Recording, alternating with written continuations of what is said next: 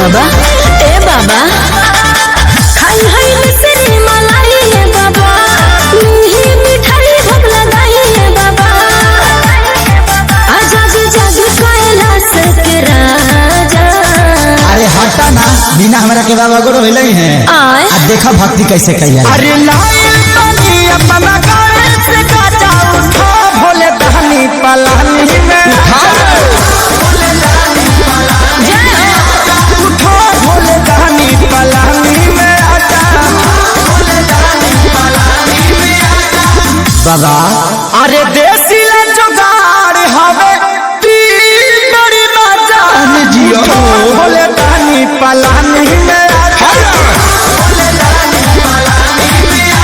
उठो भोले दहनी पलानी में आजा। कमान बाबा कमान।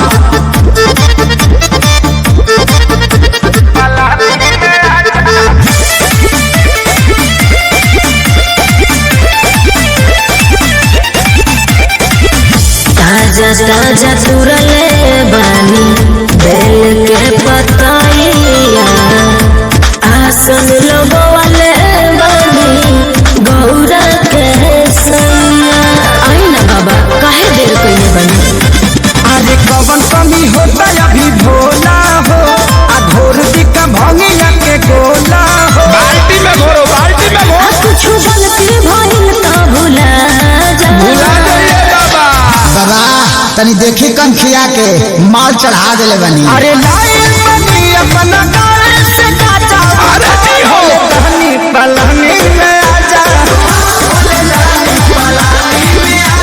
उठो भोले दहनी पलानी में आजा किराए न भक्ति जरे अरे प्यार से बुलाओ प्यार। उठो भोले दहनी पलानी में आजा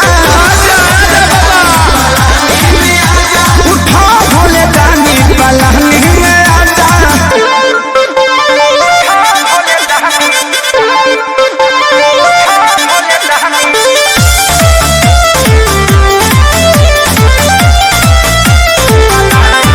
म्यूजिक बाय आर्या शर्मा।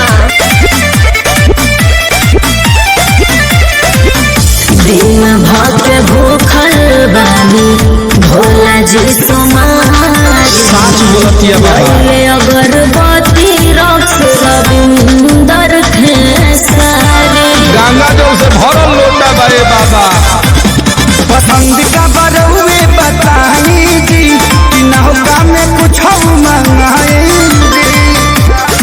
आ कुछ खिलस के बुद्धि सिखा जा। बाबा लड़की बम के सामने प्रतिष्ठा के सवाल बात जाए के ना चाहिए। अरे लाइन बनी अपना गावे से काचा उठा भोले दहनी पलानी में आजा उठा भोले दहनी पलानी में आजा।